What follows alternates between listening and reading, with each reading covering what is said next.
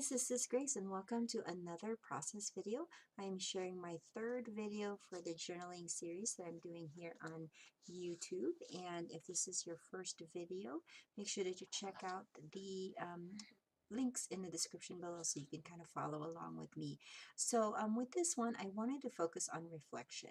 One of my favorite things about journaling is the way we can kind of compare with our feelings, with the things that's going on from year to year or from specific seasons of our life. And so with this particular one, I wanted to kind of do a reflection on my life for the last 16 years that I have lived in the US. I recently kind of got connected to some of my friends back in the Philippines. Yes, I was born and raised there.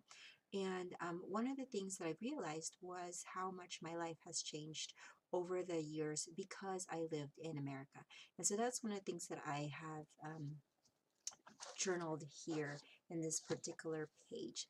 Now, going back to the layout, I wanted this to be a little bit, I don't want to say simple because it's not really simple, but I didn't want it to be too over the top because I wanted to make sure that there's room and there's space and there's kind of attention to the journaling because that's important as well. And so I have these papers from a recollection paper pad, and the theme of the paper pad is kind of like everyday and very fitting with kind of bullet journaling and planner and things like that. So I have a lot of things that I can cut out and use as accents.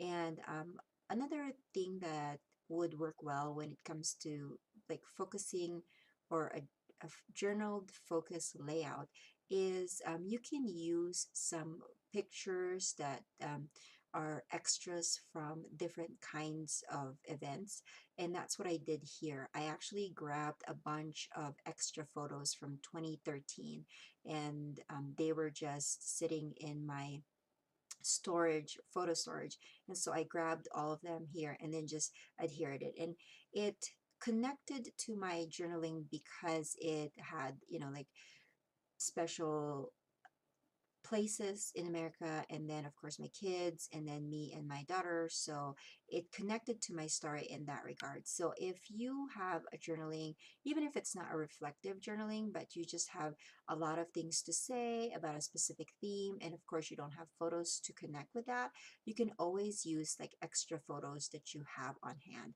So I am just cutting out some papers from 12 by 12 sheets, and the banner says live the story you want to tell, and I thought that matched well with this reflective journaling that I have. And then this 12 by 12 paper, as you can see, have a ton of stuff that I could cut out. And again, this paper pad was mostly for planners and bullet journaling and stuff like that, so a lot of little bits and pieces that could be cut out. And another reason that I love this collection was because these little banners that I'm cutting out have kind of a gold foiling on them, so it matched kind of the trends that are going on right now. So I cut two that says, one says good times and the other one says seize the day, and I'm going to add that to kind of an open space in the nature photos that I have there. And those photos are 3 by 4, and there's four of them there. And I'm also cutting some tabs here that says, one would say note and the other one would say hello. And I'm just going to have that peek behind my long journaling there. And as you can see, I'm kind of liking this, but I am actually going to turn or move things around because I like the idea of having the photos on the bottom of that banner piece that has the circle on the top left. And that's actually part of the 12 by 12 paper. Now, as much as I like the circle, I felt like I needed to have the words just didn't work well with the theme that I have. And also it seemed a little bit, my page seemed a little bit monochromatic. And daughter's in one of the pictures, my daughter has a shirt that's pink, and so I'm gonna find one of the banners that has a color pink in it just to match, you know, kind of to repeat that color in the page. So here I've decided let's move things around, and I'm kind of just flipping it around, and I'm gonna put the journaling on the top and then the photos on the bottom. So this kind of page is one of those ones that I don't really plan design-wise, but I know that there are certain aspects of the page that are important, i.e. the journaling and then also the photos. I also love working with those little bits and pieces of paper, so I'm going to try to incorporate all of that as much as I can. I started off with a pink cardstock and then trimmed that pattern paper piece a 1/4 inch on all sides so that I will have a nice clean frame around it. And then those two circles, the one on top of or in the center of the photo says very important. Oh, actually, both of them says very important. And one of them, with the one that's close to the blue banner on the bottom, I wrote the date of the journaling, which is 2017. And then the one by the photos, I journaled, or I labeled that, and I stated photos 2012, so that I will have a um, documentation of the time frame of the pictures and also the journaling.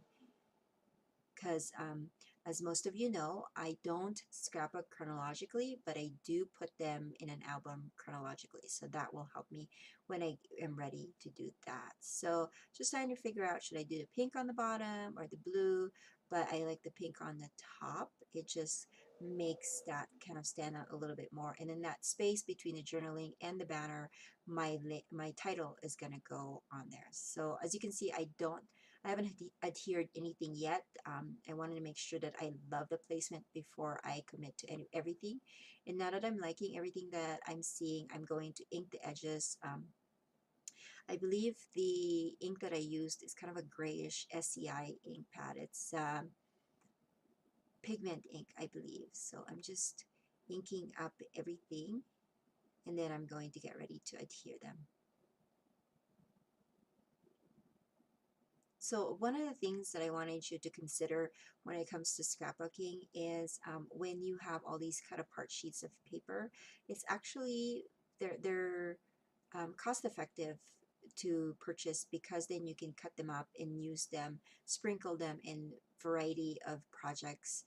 If you are working on a few of the same theme, you can spread them around in like 4 to 5 different kinds of layout and with just one single sheet of pattern paper. But because there's a lot of things to cut apart, they will work well. So I hope that you will consider that the next time that you're looking for some pattern paper, because that would make it that your scrapbooking is not too costly, but at the same time that you will be able to stretch your stash. And I do that all the time. I look at a paper and see, like, you know, what can I cut out from this and how can I extend it, and so it's just fun to kind of think outside the box when it comes to the products that we already have. So I'm just adhering everything now. I will adhere most of them with just my ATG gun, and then these circles will actually be adhered with some foam adhesive just to give it a little bit of dimension and depth on my page. Okay, so before I adhere those circles, I wanted to create my title.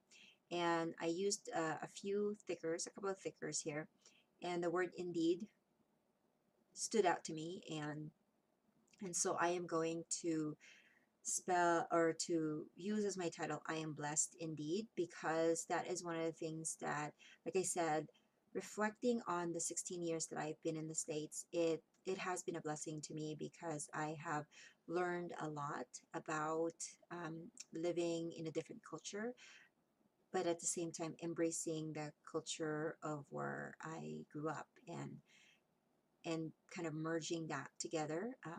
I also feel blessed because there are so many things growing up that I felt I was deprived of, and now I'm able to experience those with my family. And so I feel blessed about that. I also feel blessed because I feel like not that the Philippines is not a beautiful country, because it is, but growing up, I never really got to see a lot of nature because my parents were always busy working, and we didn't have a car, and so we didn't go on vacations and things like that. So I feel blessed that I was able to view a lot of nature here, national parks and things like that. So that's one of the things that I love about living here. If you guys have any questions, just leave it in the comment section below. Otherwise, I will see you next time. Bye.